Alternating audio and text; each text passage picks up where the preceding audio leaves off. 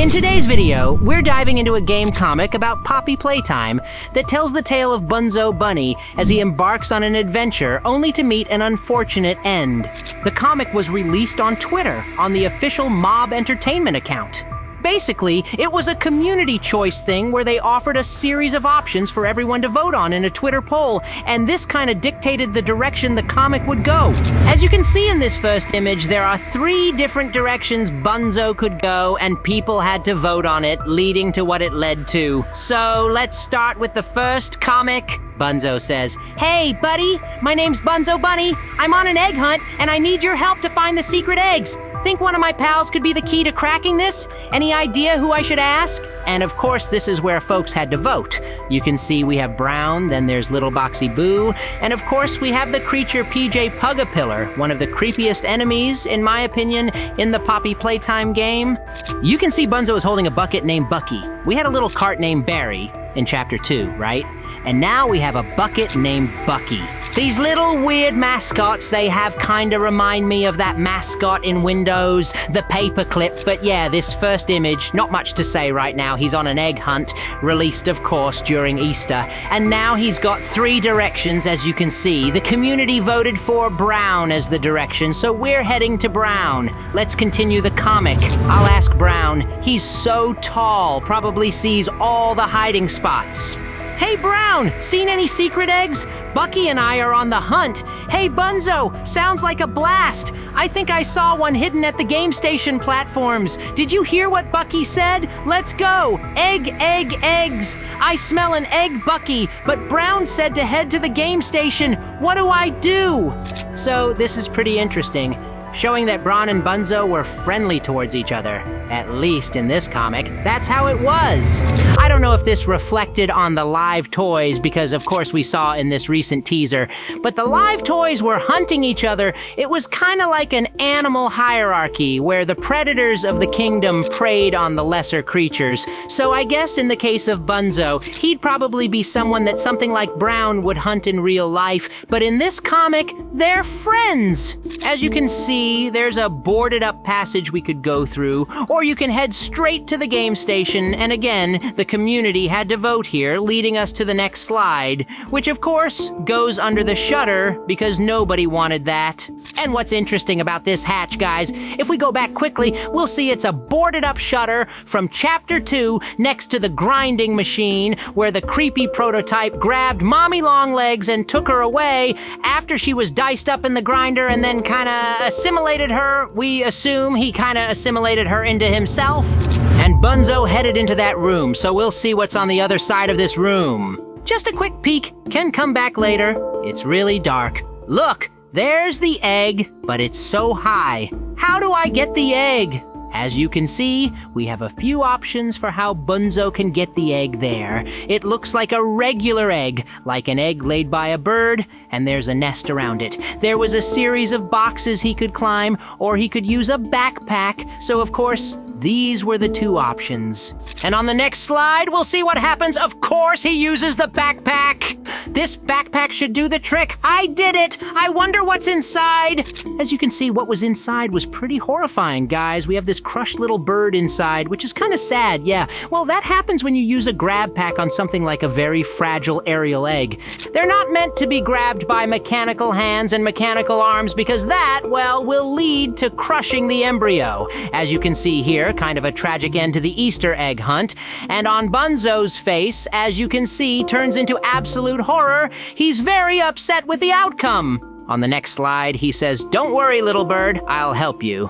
But then the floor breaks, and he falls to the ground. It's a secret room, kind of like a slippery slide, and he's very injured, as you can see. There's blood on his face, and as he gets used to the dark surroundings, you can see a tunnel in front of him, and he goes for help, as you would call for help because you've just had a nasty fall and got a serious injury. As you can see, it now switches to a time frame, showing different periods of time when he was here at first. Starting with just 1 hour, he seems a bit injured, but he's kind of just waiting for help.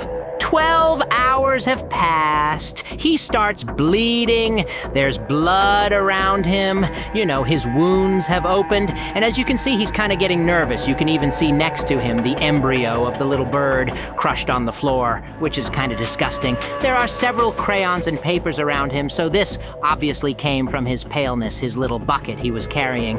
You can see there were pages of paper and crayons, and his flashlight just here lighting him up in the darkness. Now 1 day has passed. He's starting to go a bit mad. Look how he's drawing. He's all like shaking. His shadows are trembling. He's holding his head. Oh my God, what's happening? Is anybody coming? Am I stuck here? It's pretty interesting because it's obvious that this is one of the live toys experiments that have a human personality. So it shows they really have a sense of death. Like they can say, hey, I'm gonna die, I'm going crazy. So they really do it, although as we saw this video and it said that Brown didn't remember who he was before, I can't remember what the character's name was put inside, what the person's name, but it was a person put into him and he didn't remember his human memories, but he was still sentient. This kind of proves they have fear. They have emotions like fear, suffering, happiness, like he was happy before, so they're living, breathing toys.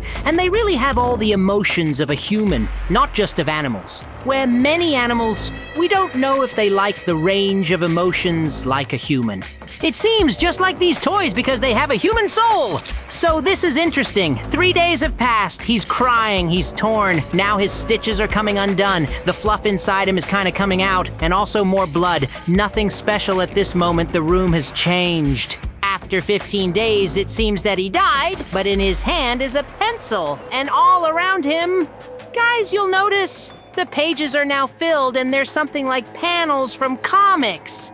Right from them, which is interesting because we've just been reading a comic. And then we have the last image, which has scribbles.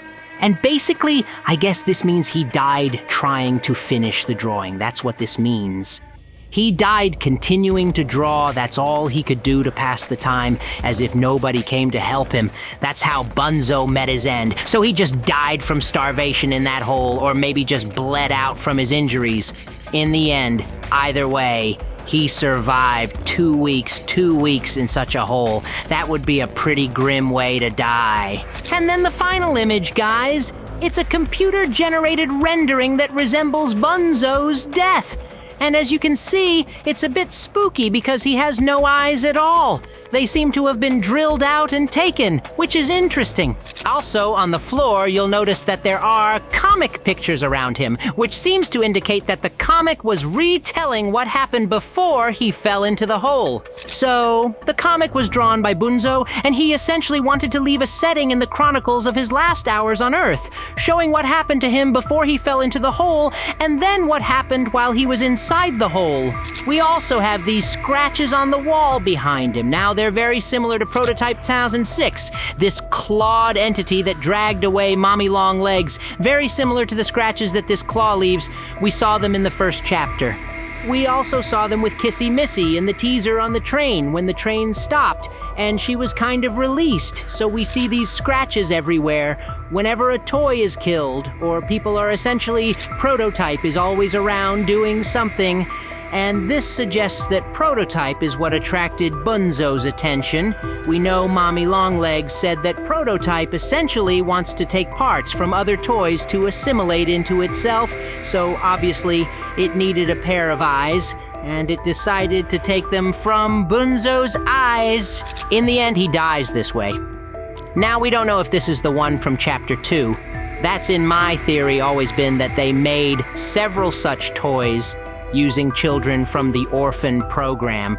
You know, such an initiative for orphans where they use children in all the experiments. So I guess this is not the only version of Bunzo. There are multiple, and this is exactly what happened to this particular one.